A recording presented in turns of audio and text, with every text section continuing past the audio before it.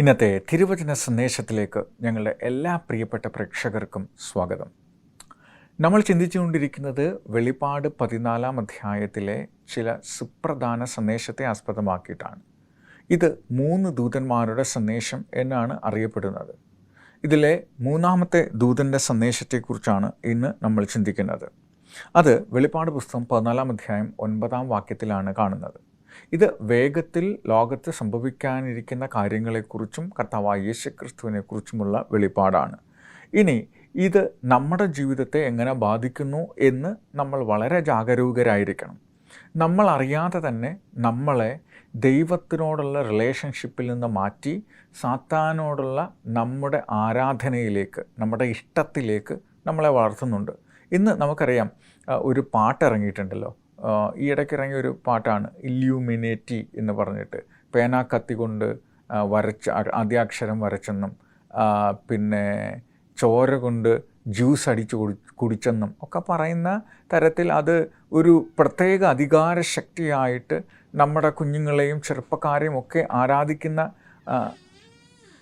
ആരാധിക്കുന്ന തരത്തിലേക്കത് മാറ്റിയിട്ടുണ്ട് എന്ന് നമ്മൾ മനസ്സിലാക്കുന്നു. അപ്പോൾ ഈ ഒരു വാക്യം വെളിപ്പാട് പുസ്തകം 14 അധ്യായം 9 മുതലാണ്.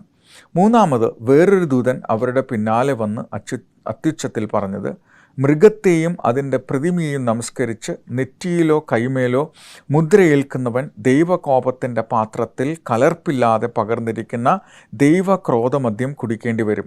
വിശുദ്ധന്മാർക്കും കുഞ്ഞാടിനു മുമ്പാകെ അഗ്നിഗന്ധകങ്ങളിൽ ദണ്ഡനമനുഭവിക്കും. അവരുടെ ദണ്ഡനത്തിൻ്റെ പുക എന്നേക്കും പൊങ്ങും.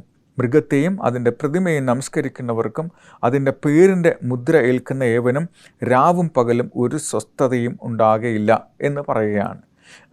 പ്രധാനപ്പെട്ട പോയിന്റുകൾ ഇതാണ്. മൃഗത്തെയും അതിൻ്റെ പ്രതിമയെയും നമസ്കരിക്കരുത്, ഒന്നാമത്തെ കാര്യം. 2-ാമത്തെ കാര്യം, അതിൻ്റെ അടയാളം നെറ്റിമേലോ കൈമേലോ മുദ്ര ഏൽക്കുന്ന ആളുകൾക്ക് ദൈവത്തിൻ്റെ കോപത്തിൻ്റെ പാത്രത്തിൽ കലർപ്പില്ലാതെ ക്രോധമദ്യം കുടിക്കേണ്ടി വരും.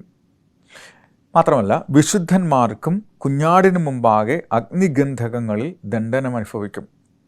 അവരുടെ ദണ്ഡനത്തിൻ്റെ പുക എന്നേക്കും പൊങ്ങും. മൃഗത്തെയും അതിൻ്റെ പ്രതിമയെയും നമസ്കരിക്കുന്നവർക്കും അതിൻ്റെ പേരിൻ്റെ മുദ്ര ഏൽക്കുന്നവർക്കും രാവും പകലും ഒരു സ്വസ്ഥതയും ഉണ്ടാകുകയില്ല. ഇതാണ് പ്രധാനപ്പെട്ട പോയിന്റ്. എന്താണ് ഈ മൃഗം എന്നതിനെക്കുറിച്ച് നമുക്ക് നോക്കാം. വെളിപ്പാട് പുസ്തകം 13-ാം അധ്യായം 1-2 വാക്യങ്ങൾ നമ്മൾ വായിക്കണം. അവിടെ എഴുതിയിരിക്കുന്നത്, അപ്പോൾ 10 കൊമ്പും 7 തലയും കൊമ്പുകളിൽ 10 രാജമുടിയും തലയിൽ ദൂഷണനാമങ്ങളും ഉള്ളൊരു മൃഗം സമുദ്രത്തിൽ നിന്ന് കയറുന്നത് ഞാൻ കണ്ടു എന്നാണ് പറയുന്നത്. ആ മൃഗത്തിൻ്റെ പ്രത്യേകത അവിടെ പറയുന്നു. ഞാൻ കണ്ട മൃഗം പുള്ളിപ്പുലിക്ക് സദൃശമാണ്. അതിൻ്റെ കാൽ കരടിയുടെ കാൽ പോലെ, അതിൻ്റെ വായ സിംഹത്തിൻ്റെ വായ പോലെ. അതിന് മഹാസർപ്പം അതിൻ്റെ ശക്തിയും സിംഹാസനവും വലിയ അധികാരവും കൊടുത്തു. അതിൻ്റെ തലകളിൽ ഒന്ന് മരണകരമായ മുറിവേറ്റതുപോലെ ഞാൻ കണ്ടു. അതിൻ്റെ മരണകരമായ മുറിവ് പുറത്തുപോയി. സർവ്വഭൂമിയും മൃഗത്തെ കണ്ട് വിസ്മയിച്ചു. മൃഗത്തിന് അധികാരം കൊടുത്തുകൊണ്ട് അവർ മഹാസർപ്പത്തെ നമസ്കരിച്ചു. മൃഗത്തോട് തുല്യൻ ആർ എന്ന് പറയുകയാണ്. ദാനിയേൽ പ്രവചനം 7-ാം അധ്യായം 17-ാം വാക്യം വായിക്കുമ്പോൾ നമുക്ക് ഈ മൃഗം എന്നതുകൊണ്ട് ബൈബിൾ ഉദ്ദേശിക്കുന്നത് എന്താണ് എന്ന് നമുക്ക് മനസ്സിലാക്കാൻ പറ്റും. 7-ാം അധ്യായം 17-ാം വാക്യം നമുക്ക് വായിക്കാം. അവിടെ പറയുന്നത്, ആ 4 മഹാമൃഗങ്ങൾ ഭൂമിയിൽ ഉണ്ടാകുവാനിരിക്കുന്ന 4 രാജാക്കന്മാരാകുന്നു. അതായത് ദാനിയേൽ 7-ലും വെളിപ്പാട് 13-ലും പറയുന്ന മൃഗങ്ങൾ ഒന്ന് തന്നെയാണ്. കാരണം എന്താണെന്ന് ചോദിച്ചു കഴിഞ്ഞാൽ അത് ഒരു രാഷ്ട്രത്തെയാണ് സൂചിപ്പിക്കുന്നത്. അതായത് ഈ മൃഗങ്ങൾ ഒരു രാഷ്ട്രശക്തിയെ സൂചിപ്പിക്കുന്നു. ഞാൻ നേരത്തെ പറഞ്ഞതുപോലെ അപ്പോക്കാലിപ്റ്റിക് ലിറ്ററേച്ചർ അനുസരിച്ച് ഉപമകളും ഉപമേയങ്ങളും കൊണ്ട് പറയുന്നതിന് കൂടുതൽ തെളിവുകൾ വേദപുസ്തകത്തിൽ തന്നെ ഉണ്ടാവും. അത് നമ്മൾ കണ്ടെത്തണം. ഇവിടെ മൃഗം എന്ന് പരാമർശിച്ചതിന് ദാനിയേൽ പുസ്തകത്തിൽ പറയുന്നു, ആ മൃഗം എന്ന് പറയുന്നത് വരാനിരിക്കുന്ന രാഷ്ട്രമാണ്. അതായത് ഒരു രാജ്യത്തെ, ഒരു രാഷ്ട്രത്തെ, മതപരമോ ഭരണാധികാരമുള്ള ഒരു മൃഗം അല്ലെങ്കിൽ ഒരു രാഷ്ട്രശക്തിയെയാണ് ഇത് സൂചിപ്പിക്കുന്നതെന്ന് ഈ വാക്യം സൂചിപ്പിക്കുന്നു. നമുക്കൊന്നുകൂടെ ആ ഭാഗം നോക്കാം. 10 കൊമ്പും 7 തലയും കൊമ്പുകളിൽ 10 രാജമുടിയും തലയിൽ ദൂഷണനാമങ്ങളും ഉള്ളൊരു മൃഗം സമുദ്രത്തിൽ നിന്ന് കയറുന്നത് ഞാൻ കണ്ടു. അത് പുള്ളിപ്പുലിക്ക് സദൃശം, കാല് കരടിയുടെ കാൽ പോലെ, വായ സിംഹത്തിൻ്റെ വായ പോലെയും ആയിരുന്നു. അതിന് മഹാസർപ്പം അധികാരം കൊടുത്തു എന്നാണ് നമ്മൾ കാണുന്നത്. ഇനി ദാനിയേൽ 7:1 മുതൽ 9 വരെയുള്ള വാക്യങ്ങൾ സിംഹം, കരടി, പുള്ളിപ്പുലി, മഹാസർപ്പം എന്നീ മൃഗങ്ങളെ നമുക്ക് കാണാം. അത് ഞാൻ വളരെ വേഗം ചുരുക്കമായി പറയാം. സിംഹം എന്ന് പറയുന്നത് ദാനിയേൽ പ്രവചനം 2-ാം അധ്യായം നമ്മൾ നേരത്തെ കണ്ടപ്പോൾ അവിടെ നമ്മൾ മനസ്സിലാക്കിയത് സിംഹം അല്ലെങ്കിൽ തല, നെബൂഖദ്നേസർ രാജാവ് കണ്ട തല, അത് സൂചിപ്പിക്കുന്നത് ബാബിലോണിയ സംസ്കാരത്തെയാണ്. ബാബിലോണിയൻ അല്ലെങ്കിൽ മെസ്സപ്പൊട്ടാമിയൻ സംസ്കാരത്തിൻ്റെ ചരിത്രം നമ്മൾ പഠിക്കുമ്പോൾ അവരുടെ അടയാളമായിട്ട് സിംഹത്തിൻ്റെ ചിത്രം ഉപയോഗിച്ചിട്ടുണ്ട്. മനുഷ്യൻ്റെ തലയും സിംഹത്തിൻ്റെ ഉടലുമുള്ള നമ്മൾ ചരിത്ര പുസ്തകങ്ങളിലൊക്കെ കണ്ടിട്ടുണ്ടാവുമല്ലോ. അപ്പോൾ സിംഹം എന്ന് സൂചിപ്പിക്കുന്നത് ബാബിലോണിയ സംസ്കാരത്തെയും മെസ്സപ്പൊട്ടോമിയൻ സംസ്കാരത്തെയും ബാബിലോണിയൻ രാഷ്ട്രത്തെയുമാണ് സൂചിപ്പിക്കുന്നത്. അതിനുശേഷം ലോകത്ത് ഭരിച്ചത് നമ്മൾ പറഞ്ഞു മേദ്യരും പേർഷ്യരുമാണ്.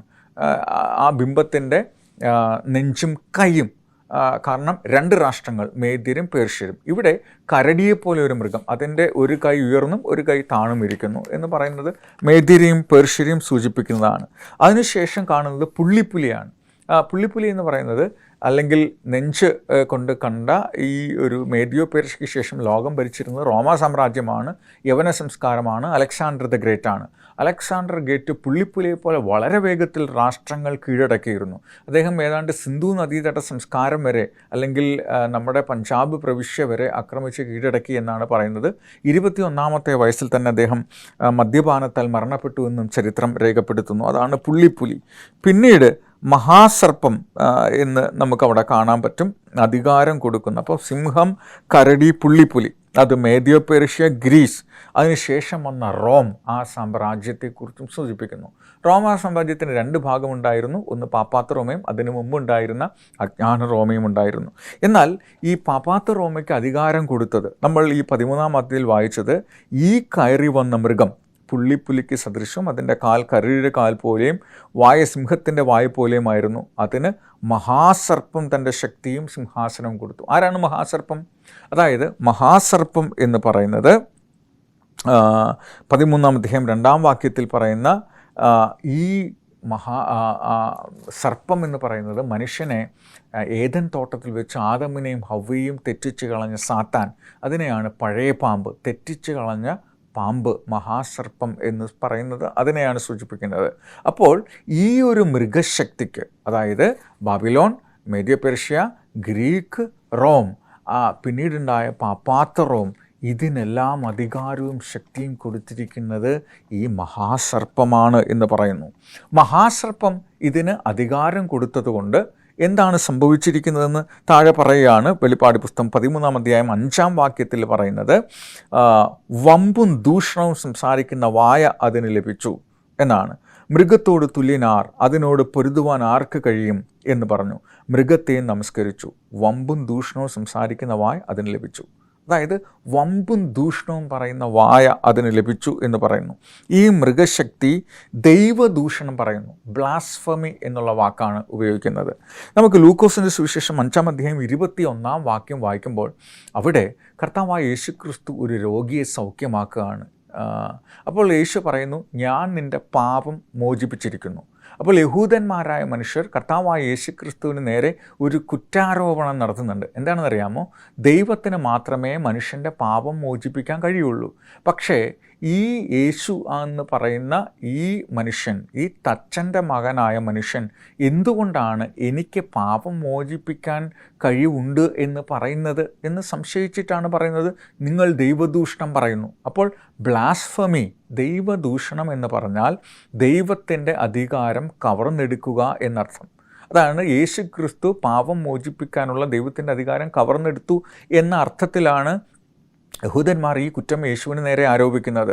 അതേപോലെ തന്നെ ഈ മൃഗശക്തി ദൈവത്തിൻ്റെ അധികാരം, പാപം വിമോചിപ്പിക്കാനുള്ള അധികാരം എടുത്തു എന്ന് പറയുന്നു. ഒരു കാലഘട്ടത്തിൽ ഒരു പ്രത്യേക സഭയുടെ ചരിത്രം നമ്മൾ പഠിക്കുകയാണെങ്കിൽ ഒരു കാലത്ത് പാപവിമോചന ചീട്ടുകൾ കൊടുത്തിരുന്നു. നമ്മളൊരു തെറ്റ് ചെയ്താൽ ആ തെറ്റിന് പിഴ അടച്ചാൽ പാപം ക്ഷമിച്ചു കൊടുത്തിരുന്നു എന്ന് പറയുന്നു. അതിൻ്റെ ഒരു പുതിയ കാല രീതി ഇന്നും തുടരുന്നുണ്ട്. പലപ്പോഴും മനുഷ്യരോട് പാപം ഏറ്റു പറഞ്ഞാൽ മതി. ബൈബിൾ പറയുന്നത് ഏകമധ്യസ്ഥൻ കർത്താവായ യേശുക്രിസ്തു മാത്രമാണുള്ളത്, യേശുക്രിസ്തുവിനോടാണ് നമ്മൾ പാപങ്ങൾ ഏറ്റു പറയേണ്ടതെന്നാണ്. എന്നാൽ മനുഷ്യനോട് പാപങ്ങൾ ഏറ്റു പറയുന്ന ഒരു രീതി പലപ്പോഴും നമുക്ക് ചുറ്റും കാണാൻ സാധിക്കും എന്ന് പറയുന്നു. അപ്പോൾ പാപം മോചിപ്പിക്കാൻ അധികാരമുണ്ട് എന്ന് ഈ ശക്തി ആവശ്യപ്പെടുന്നു, അല്ലെങ്കിൽ അവകാശപ്പെടുന്നു. യോഹന്നാൻ 10:33 മനുഷ്യൻ തന്നെ ദൈവത്തിന് തുല്യനാക്കുന്നതാണ് ദൈവദൂഷണം എന്ന് വേദപുസ്തകം നിർവചിക്കുന്നു. ഭൂമിയിലെ ദൈവമാണ് താനെന്ന് അവകാശപ്പെടുന്നത്. ഒരു പ്രത്യേക സഭയുടെ നേതാവ്, അധ്യക്ഷൻ പറയുന്നു, ഭൂമിയിലും സ്വർഗത്തിലും പാതാളത്തിൻ്റെയും താക്കോൽ എൻ്റെ പക്കലുണ്ട്. ഞാൻ ഇവിടെ തുറക്കുന്നത് സ്വർഗത്തിലും തുറക്കപ്പെടും, ഞാനിവിടെ അഴിക്കുന്നത് സ്വർഗത്തിലും അഴിക്കപ്പെടും. അതിന് തെറ്റാവരം എന്നാണ്. സഭയ്ക്ക് തെറ്റ് ചെയ്യാൻ പാടില്ല എന്നുള്ള അർത്ഥത്തിൽ യേശുക്രിസ്തുവിൻ്റെ ദൈവത്തിൻ്റെ അധികാരം കവർന്നെടുക്കുന്നതായി നമുക്ക് കാണാനായിട്ട്, അത് അവരുടെ അവകാശവാദമാണ് എന്ന് നമുക്ക് പറയാം. വെളിപ്പാട് 13:5 വായിക്കുമ്പോൾ ഈ മൃഗത്തിൻ്റെ മറ്റൊരു സ്വഭാവം കൂടെ നമുക്ക് കാണാൻ പറ്റും. അതൊന്നാണ് നമുക്ക് നോക്കാം. വമ്പും ദൂഷണവും സംസാരിക്കുന്ന വായ അതിന് ലഭിച്ചു. 42 മാസം പ്രവർത്തിപ്പാൻ അധികാരം ലഭിച്ചു. അത് ദൈവത്തിൻ്റെ നാമത്തെയും അവൻ്റെ കൂടാരത്തെയും സ്വർഗത്തിൽ വസിക്കുന്നവരെയും ദുഷിപ്പാൻ ദൈവദൂഷണത്തിനായി വായ തുറന്നു. വിശുദ്ധന്മാരോട് യുദ്ധം ചെയ്ത് അവരെ ജയിപ്പാനും അതിന് അധികാരം ലഭിച്ചു. സകല ഗോത്രത്തിന്മേലും വംശത്തിന്മേലും ഭാഷമേലും ജാതിമേലും അധികാരം ലഭിച്ചു. ലോകസ്ഥാപനം മുതൽ അറുക്കപ്പെട്ട കുഞ്ഞാടിൻ്റെ ജീവപുസ്തകത്തിൽ പേരെഴുതിയിട്ടില്ലാത്ത ഭൂവാസികളൊക്കെയും അതിനെ നമസ്കരിക്കും എന്ന് പറയുകയാണ്. അപ്പോൾ എന്താണെന്ന് ചോദിച്ചു കഴിഞ്ഞാൽ 42 മാസം, ഈ 42 മാസം അവർ ദൈവത്തെ അനുസരിച്ചിരുന്ന ദൈവത്തിൻ്റെ വിശുദ്ധന്മാർക്കെതിരെ അക്രമങ്ങൾ അഴിച്ചുവിട്ടു എന്നാണ് ചരിത്രം നമുക്ക് കാണുന്നത്. അതായത് 42 മാസം പ്രവചനത്തിൻ്റെ രീതി അനുസരിച്ച് യെഹെസ്കേലിൻ്റെ പുസ്തകം 4-ാം അധ്യായം 6-ാം വാക്യം, ഒരു സംവത്സരത്തിന് ഒരു ദിവസം വീതം ഞാൻ നിനക്ക് നിയമിച്ചിരിക്കുന്നു എന്ന് കാണാം. ഇതിന് പറയുന്നത് ഇയർ ഡേ പ്രിൻസിപ്പിൾ എന്നാണ്. ഒരു ദിവസം എന്ന് പറയുന്നത് ഒരു വർഷമാണ് എന്നർത്ഥത്തിൽ. ഇത് പ്രവചനമാണ്. ഞാൻ പറഞ്ഞില്ലേ, എപ്പോഴും ഇത് ആപ്ലിക്കബിൾ അല്ല. പക്ഷേ ഇത് അപ്പോക്കാലിപ്റ്റിക്കൽ ലിറ്ററേച്ചറിനെ വിശദീകരിക്കാൻ ഉപയോഗിക്കുന്നതാണ്. വേദപുസ്തകത്തിൽ യെഹെസ്കേൽ 4:6-ലും സംഖ്യാപുസ്തകം 14:34-ലും ഉൽപ്പത്തി 29:27-ലും ഇങ്ങനെ പറയുന്നത് നമുക്ക് കാണാം. അങ്ങനെ നോക്കുകയാണെങ്കിൽ വെളിപ്പാട് പുസ്തകം 12-ാം അധ്യായം 6 മുതൽ 14 വരെയുള്ള വാക്യം വായിക്കുമ്പോൾ അവിടെ ഒരു കാലം, ഇരുകാലം, അരക്കാലം, അതായത് 1260 ദിവസം അഥവാ 42 മാസം എന്ന് നമുക്ക് കാണാൻ പറ്റും. അതായത് ഈ 42 മാസം എന്ന് പറയുന്നത് റിഫോർമേഷന് ശേഷം വലിയ മതപീഡനം നടന്നു. അവിടെ ബൈബിളിനെയും വേദപുസ്തകത്തെയും ഒക്കെ ഇല്ലാതാക്കുകയും തീർച്ചയായിട്ടും ദൈവത്തെ അനുസരിച്ചിരുന്ന ആളുകളെ കൊന്നൊടുക്കുകയും ചെയ്തു. ക്രൂരമായ പീഡനങ്ങൾ ഒഴിച്ചുവിട്ടു. അങ്ങനെ പോയ ഒരു കൂട്ടം ആൾക്കാരാണ് തീർത്ഥാടക പിതാക്കന്മാർ എന്നറിയപ്പെടുന്നവർ. ഇംഗ്ലണ്ടിൽ നിന്ന് ഒരു കപ്പലിൽ കയറി, മെയ്ഫ്ലവർ എന്ന് പറയുന്ന ഒരു കപ്പലിൽ കയറി പോയ ആളുകളാണ് അമേരിക്കയിൽ എത്തിച്ചേർന്നവരാണ് അമേരിക്ക എന്ന് പറയുന്ന രാഷ്ട്രം ഉണ്ടാക്കിയത്. അത്രമാത്രം കൊടിയ പീഡനങ്ങൾ, ആളുകളെ സിംഹത്തിൻ്റെ അല്ലെങ്കിൽ കുതിരകളുടെ 2 വശത്തും കാലിൽ കെട്ടിയിട്ട് വലിക്കുക, പിന്നെ തിയേറ്റർ പോലെ സംവിധാനം ഉണ്ടാക്കിയിട്ട് സിംഹത്തിനോട് മത്സരിക്കാൻ വിടുക, ഇങ്ങനെ ജീവനോടെ ചുട്ടരിക്കുക, ഇങ്ങനെ വലിയ പീഡനങ്ങൾ അവരുടെ വിശ്വാസത്തെ പിന്തുടരാത്ത ആളുകളെ കൊന്നൊടുക്കാൻ വേണ്ടി അവർ ഉപയോഗിച്ചിരുന്നു. 42 മാസം. അത് ചരിത്രത്തിൽ ഇരുണ്ട യുഗം എന്നാണ് അറിയപ്പെടുന്നത്. ഒരു പക്ഷേ ഫ്രഞ്ച് വിപ്ലവത്തിൻ്റെ ജനറൽ ആയിരുന്ന നെപ്പോളിയൻ ബോണപ്പാർട്ടിൻ്റെ സർവ്വസൈന്യാധിപൻ ഒരു പോപ്പിനെ ആക്രമിച്ച് കീഴടക്കുകയും സെൻറ്റ് ഹെലീന ദ്വീപിലേക്ക് നാടുകടത്തുകയും ചെയ്തു. അവിടെ വെച്ച് അദ്ദേഹം മരണപ്പെട്ടു. അങ്ങനെ അതിനുശേഷമാണ് അവരുടെ വലിയ ശക്തി നഷ്ടപ്പെട്ടു പോയത്. ഈ 42 മാസം എന്ന് പറയുന്നതാണ് 1260 ദിവസം. അത് 1260 വർഷം എന്ന് ചരിത്രത്തിൽ രേഖപ്പെടുത്തുന്നത്. അത് ദാനിയേൽ 7:25 വായിക്കുമ്പോൾ 160 പ്രവചന ദിവസം അഥവാ അക്ഷരാർത്ഥത്തിൽ 1260 വർഷം അവർ ആധിപത്യം നടത്തി. അത് അജ്ഞാന റോമ സാമ്രാജ്യം AD 538 റോമിലെ മാർപ്പാപ്പയ്ക്ക് രാഷ്ട്രീയവും മതപരവുമായ അധികാരം സാമ്രാജ്യത്തിൻ്റെ മേൽ നൽകി. കൃത്യം 1260 വർഷത്തിന് ശേഷം AD 1978 നെപ്പോളിയൻ ചക്രവർത്തിയുടെ കൽപ്പന പ്രകാരം ഫ്രഞ്ച് ജനറലായ ബർത്തയർ മാർപ്പാപ്പയെ തടവുകാരനായി പിടിച്ചു എന്ന് പറയുകയാണ്. അപ്പോൾ ഇതാണ് 1260 വർഷം. നോക്കൂ, അവർ അത്യുന്നതനെതിരെ വമ്പ് പറഞ്ഞു, ദൈവത്തിൻ്റെ അധികാരം പിടിച്ചെടുക്കാൻ ശ്രമിച്ചു, പാപം വിമോചിപ്പിക്കാൻ ശ്രമിച്ചു, ഞാൻ ദൈവത്തിന് തുല്യനാണെന്ന് പറഞ്ഞു, ദൈവത്തിൻ്റെ ആരാധനയെ ഇല്ലാതാക്കി, ദൈവത്തെ ആരാധിച്ച മനുഷ്യരെ കൊല്ലാൻ ശ്രമിച്ചു. അവർ ദൈവജനത്തെ കൃത്യമായ കണക്കുകൾ അനുസരിച്ചാണ് പ്രവചനം പറയുന്നത്, ഇത്ര വർഷം ലോകത്തെ ഭരിച്ചു എന്ന് പറയുകയാണ്. വെളിപ്പാട് പുസ്തകം 13-ാം അധ്യായം 18-ാം വാക്യം വായിക്കുമ്പോൾ അവിടെ കാണാം, ബുദ്ധിയുള്ളവൻ മൃഗത്തിൻ്റെ സംഖ്യ ഗണിക്കട്ടെ, അതൊരു മനുഷ്യൻ്റെ സംഖ്യ എത്ര, അതിൻ്റെ സംഖ്യ 666 എന്ന് രേഖപ്പെടുത്തുകയാണ്. ഇതും വളരെ രസകരമായ ഒരു കാര്യമാണ്. ഇന്ന് ലോകത്ത് നോക്കുകയാണെങ്കിൽ 666 എന്ന നമ്പറിനെ കുറിച്ച് വളരെ തെറ്റിദ്ധാരണാജനകമായ പല ആശയങ്ങളും നമുക്ക് കാണാൻ പറ്റും. പക്ഷെ എന്നാലും വേദപുസ്തകം പറയുന്നത് ഇങ്ങനെയുള്ള ഒരു ശക്തിയെ തിരിച്ചറിയാനുള്ള അടയാളമാണ് 666 എന്ന് പറയുന്നത്. എന്താണ് ഈ ഒരു സംഖ്യയുടെ പ്രത്യേകത എന്ന് നമുക്ക് നോക്കാം. 18-ാം വാക്യം 17-ാം വാക്യം മുതൽ വായിക്കാം. നെറ്റിമേലോ മുദ്ര കിട്ടുമാറും, ദരിദ്രന്മാരെയും സ്വതന്ത്രന്മാരെയും ദാസന്മാരായ എല്ലാവർക്കും വലം കൈമേലോ നെറ്റിമേലോ മുദ്ര കിട്ടുമാറും മൃഗത്തിൻ്റെ പേരോ പേരിൻ്റെ സംഖ്യയോ ആയ മുദ്രയുള്ളവനല്ലാതെ വാങ്ങുകയോ വിൽക്കുവാനോ ചെയ്യുവാൻ വഹിയാതെയും ആക്കുന്നു. ഇവിടെ ജ്ഞാനം കൊണ്ട് ആവശ്യം. ബുദ്ധിയുള്ളവർ മൃഗത്തിൻ്റെ സംഖ്യ ഗണിക്കട്ടെ, അതൊരു മനുഷ്യൻ്റെ സംഖ്യ എത്ര, അതിൻ്റെ സംഖ്യ 666 എന്ന് രേഖപ്പെടുത്തുകയാണ്. അപ്പോൾ എന്താണ് ഈ 666 സൂചിപ്പിക്കുന്നത് എന്ന് നമുക്ക് നോക്കാം. അതൊരു മനുഷ്യൻ്റെ സംഖ്യയാണ്. പ്രവചനത്തിൽ 6 എന്ന സംഖ്യ അപൂർണതയെ സൂചിപ്പിക്കുന്നതാണ്. 7 എന്ന് പറയുന്ന സംഖ്യ പൂർണ്ണതയെ സൂചിപ്പിക്കുന്നു. അതായത് ദൈവത്തെ സംബന്ധിച്ചോളം 7 ദിവസം, 7ാമത്തെ ദിവസം സാബത്ത്, അങ്ങനെ 7 എന്ന് സൂചിപ്പിക്കുന്ന ഒരുപാട് കാര്യങ്ങൾ, പൂർണ്ണതയെ സൂചിപ്പിക്കുന്ന, പരിപൂർണതയെ സൂചിപ്പിക്കുന്ന, ദൈവത്തിൻ്റെ സ്വഭാവത്തെ സൂചിപ്പിക്കുന്നതാണെന്ന് കാണാം. എന്നാൽ 6 പൂർണ്ണതയല്ല എന്നാണ് അത് നമ്മൾ മനസ്സിലാക്കേണ്ടത്. അത് 6 എന്നുള്ളത് തെറ്റിൻ്റെ ഒരു കാര്യമാണ്. അപ്പോൾ 7 എന്ന് പറയുന്നത് പൂർണ്ണമാണ്. പിതാവും പുത്രനും പരിശുദ്ധാത്മാവും, അതാണ് അടങ്ങിയ ത്രിഏക ദൈവം എന്ന് പറയുന്നത്. അത് പൂർണ്ണമാണ്. അത് ദൈവത്തിൻ്റെ സൃഷ്ടിയുടെ അല്ലെങ്കിൽ പ്രപഞ്ചത്തിൻ്റെ ശക്തിയുടെ പൂർണ്ണ രൂപമാണ്. എന്നാൽ 6 എന്ന് പറയുന്നത് അപൂർണമായൊരു സംഖ്യമാണ്.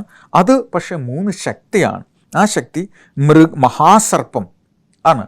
ദൈവത്തിന് എതിരായി പ്രവർത്തിക്കുന്ന ഒരു ശക്തി, മഹാസർപ്പം, സാത്താൻ. ഇനി മഹാസർപ്പത്തിൻ്റെ ആശയങ്ങൾ നടപ്പിലാക്കാൻ ശ്രമിക്കുന്ന രാഷ്ട്രശക്തി, മൃഗം. ഇനി കള്ളപ്രവാചകൻ എന്ന് പറയും.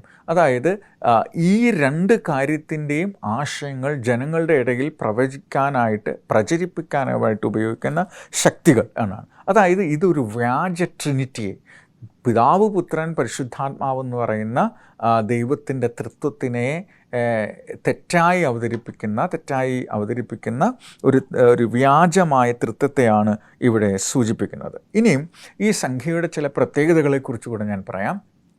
അതെന്താണെന്ന് ചോദിച്ചു കഴിഞ്ഞാൽ, ഈ ഒരു പ്രത്യേക സഭയുടെ തലവനായിരിക്കുന്ന ആൾ ഉപയോഗിക്കുന്ന കിരീടത്തിന് 3 തട്ടുകളാണുള്ളത്. അതിലൊന്നിൽ ഇങ്ങനെ എഴുതിയിരിക്കുന്നു വികാരിയസ് ഫിലഡൈ.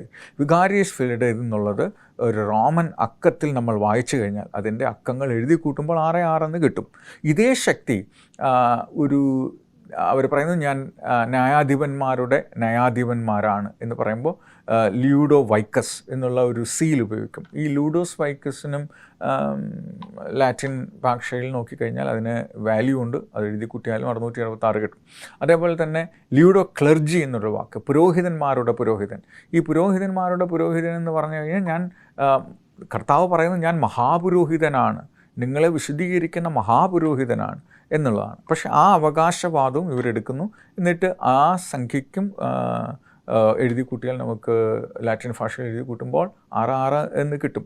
അപ്പോൾ ന്യായാധിപന്മാരുടെ ന്യായാധിപൻ, അത് യേശുക്രിസ്തുവിൻ്റെ അവകാശമാണ്. ഞാൻ ന്യായാധിപന്മാരുടെ ന്യായാധിപനാണ്. അപ്പോൾ എങ്ങനെ നോക്കിയാലും ദൈവത്തിനെതിരെ ഉള്ള ഒരു വലിയ ശക്തിയായി ഈ മൃഗം മാറുന്നുണ്ട് എന്ന് നമുക്ക് കാണാൻ പറ്റും. അപ്പോൾ അന്ത്യകാലത്ത് നമ്മൾ നോക്കുകയാണെങ്കിൽ ദാനിയേൽ 3-ാം അധ്യായം 1-ാം വാക്യത്തിൽ ഈ മൃഗത്തിൻ്റെ ഏറ്റവും പ്രധാനപ്പെട്ട സ്വഭാവം അവൻ ആരാധന ആഗ്രഹിക്കുന്നു. ദൈവത്തിൻ്റെ ആരാധന അവൻ നേടാൻ ആഗ്രഹിക്കുന്നു. സ്വർഗത്തിൽ സാത്താനായിരിക്കുമ്പോഴും കർത്താവായ യേശുക്രിസ്തുവിൻ്റെ പദവിയെ നേടാനാണ് സാത്താൻ ആഗ്രഹിച്ചത്, ലൂസിഫർ ആഗ്രഹിച്ചത്. അങ്ങനെയാണ് അവൻ ഭൂമിയിലേക്ക് വീഴേണ്ടി വന്നത്. ദൈവം അവനെ ഭൂമിയിലേക്ക് അയച്ചത് അങ്ങനെയാണ്.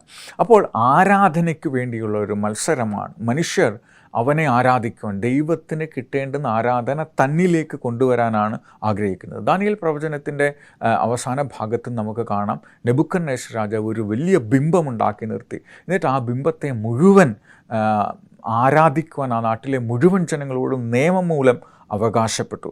പക്ഷേ ദാനിയേലും കൂട്ടുകാരുമായിരുന്നവർ അതിനെ നമസ്കരിച്ചില്ല. അതുകൊണ്ട് അവരെ അഗ്നി പൊയ്കയിൽ എഴിഞ്ഞു കളയാനായിട്ട് ആവശ്യപ്പെട്ടു. അവർ അഗ്നി ഇരട്ടിയാക്കി ഈ 4 പേരെയും അഗ്നിപ്പൊയ്കയിലേക്ക് തള്ളി ഇട്ടു എന്നതാണ് ദാനിയേൽ പ്രവചനം 3:14 നമുക്കത് കാണാം. എന്നാൽ 3 പേരെ തള്ളിയിട്ട സ്ഥാനത്ത് 4മതൊരാൾ കൂടെ ഈ അഗ്നിഗന്ധകത്തിൽ അവർക്കൊപ്പം നടക്കുന്നത് കണ്ടു. അത് മനുഷ്യപുത്രന് സദൃശ്യനായിരുന്നു, യേശുക്രിസ്തുവിന് തുല്യനായിരുന്നു. അതുകൊണ്ട് തന്നെ ഈ 4 പേർക്കും അഗ്നി ദഹിപ്പിക്കുകയോ അവരുടെ മുടിനാരിന് പോലും ഒന്നും സംഭവിച്ചില്ല എന്ന് പറയുന്നു. ഈ അന്ത്യകാലത്തും വ്യാജമായ ആരാധന നമ്മളെ എല്ലാവരെയും കൊണ്ട് ആരാധിപ്പാൻ, അതായത് ഭൂമിയിലെ വ്യാപാരികളെയും രാജാക്കന്മാരുടെയും ഉപയോഗിച്ച് എല്ലാ മനുഷ്യരും ഈ ഒരു മഹാസർപ്പമായ സാത്താനെയും അതിനെ പിന്തുണയ്ക്കുന്ന ആളുകളുടെയും ആരാധിക്കുവാനായിട്ട് പ്രേരിപ്പിക്കും. അപ്പോഴും നമ്മൾ നിലനിൽക്കണം. അതുകൊണ്ടാണ് വെളിപ്പാട് 14:6 പറയുന്നത്, ആകാശവും ഭൂമിയും ചരാചരങ്ങളെയും സൃഷ്ടിച്ച ദൈവത്തെ ആരാധിപ്പിൻ. നമ്മളെ സ്നേഹത്തോടെ കരുതലോടെ സൃഷ്ടിച്ച ദൈവത്തെ ആരാധിക്കണം. ഈ അന്ത്യകാലത്ത് എപ്പോഴും മനുഷ്യൻ ആരാധിക്കണമെന്ന് ദൈവം ഓർപ്പിക്കുമ്പോൾ, അല്ല ഞാനാണ് ആരാധനയുടെ പാത്രം, നിങ്ങളെന്നെ ആരാധിക്കണമെന്ന് നിർബന്ധിക്കുന്ന തരത്തിലേക്ക് കാര്യങ്ങൾ നീങ്ങിക്കൊണ്ടിരിക്കുകയാണ്. എന്തായിരുന്നാലും നമ്മൾ വളരെ പ്രധാനപ്പെട്ട ചില വേദപുസ്തക യാഥാർത്ഥ്യങ്ങളാണ് ചിന്തിച്ചുകൊണ്ടിരുന്നത്. ഈ കാലഘട്ടത്തിൽ യഥാർത്ഥ ദൈവത്തെ ആരാധിക്കുവാനുള്ള ആഹ്വാനം സ്വീകരിക്കാൻ ദൈവം നമ്മളോടും ആവശ്യപ്പെടുകയാണ്. നിങ്ങൾ ദൈവത്തിന് ആത്മാവ് പ്രേരിപ്പിക്കപ്പെടുന്നുണ്ടെങ്കിൽ നിങ്ങളും ആരാധനയ്ക്ക് വേണ്ടി തയ്യാറാകുക. ഇതിനെക്കുറിച്ച് കൂടുതൽ കാര്യങ്ങൾ അറിയാൻ ആഗ്രഹിക്കുന്നെങ്കിൽ ഈ വീഡിയോയുടെ കമൻറ്റ് ബോക്സിൽ നിങ്ങളുടെ അഭിപ്രായങ്ങൾ രേഖപ്പെടുത്തുക. ഇതിൽ കൊടുത്തിരിക്കുന്ന അഡ്രസ്സിൽ ഞങ്ങളോട് ബന്ധപ്പെടുക. നിങ്ങളുടെ സംശയങ്ങളും ഉത്തരങ്ങളും തീർക്കുവാനും നിങ്ങളോടൊപ്പം വേദപുസ്തകം പഠിക്കാനും ഞങ്ങൾ ആഗ്രഹിക്കുന്നു. ദൈവം നമ്മളെ ഓരോരുത്തരെയും അനുഗ്രഹിക്കട്ടെ. നമുക്കൊരു വാക്ക് പ്രാർത്ഥിക്കാം. ഞങ്ങളെ സ്നേഹിക്കുന്ന സ്വർഗീയ പിതാവേ, കർത്താവേ, നീ ഞങ്ങളോട് വേഗത്തിൽ സംഭവിക്കാൻ പോകുന്ന കാര്യങ്ങൾ വെളിപ്പെടുത്തി തന്നിരിക്കുന്നു. അത് കേട്ട് കർത്താവെ അങ്ങേ ആരാധിക്കുന്നവരായി, അങ്ങയെ സ്വീകരിക്കുന്നവരായി, അങ്ങയുടെ സൃഷ്ടിത്വം അംഗീകരിക്കുന്നവരായി തീരാൻ ഞങ്ങളെ തന്നെ സമർപ്പിക്കുന്നു. അവിടുന്ന് ഞങ്ങളെ സ്വീകരിക്കണമേ. ആമേൻ, ആമേൻ.